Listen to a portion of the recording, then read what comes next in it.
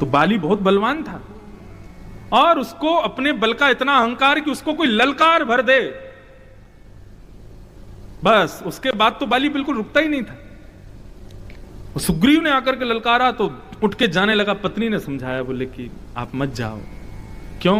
बोले मैंने सुना है कि 2 राजकुमार इस बार सुग्रीव के साथ में, और वे राजकुमार साक्षात नारायण के अवतार हैं।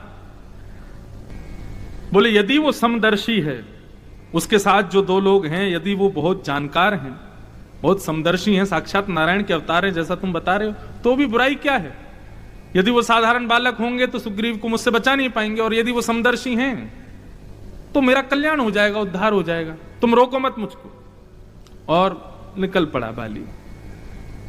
सुग्रीव के सामने जाकर के युद्ध करने लगा। एक मुष्टिक का प्रहार किया था केवल बाली ने। एक मुष्टिक प्रहार में ही सुग्रीव का यहां पर वर्णन करते हैं गोस्वामी जी कि उसको लगा कि मानो जैसे प्रचंड किसी ने वज्र का प्रहार किया हो।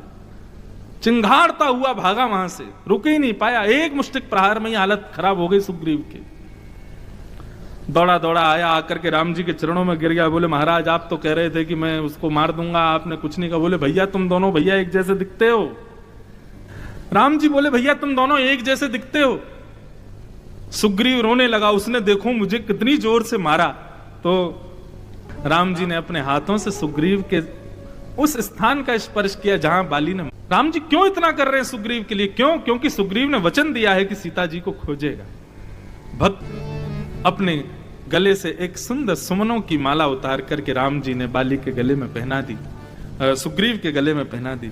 बोले लो सुग्रीव, अब तुम दोनों भैया एक जैसे हो, लेकिन हम माला से पहचान जाएंगे कि तुम हो।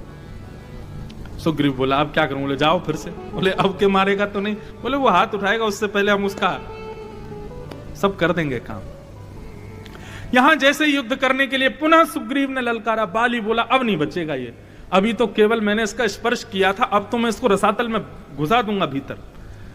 बाली निकल करके बाहर आया। बोले अभी भी तेरे को पता नहीं चला कि कितना बल है मुझ में? बोले अरे बल क्या दिखाता, आ युद्ध कर मेरे से। जैसे ही बाली मुष्टिक प्रहार करने के लिए जाने लगा, दूर खड़े राम जी ने बाण का संधान करके जैसे ही छोड़ा, एक बाण लगते ही बाली तुरंत पृथ्वी पर गिर गया। राम जी समीप आए।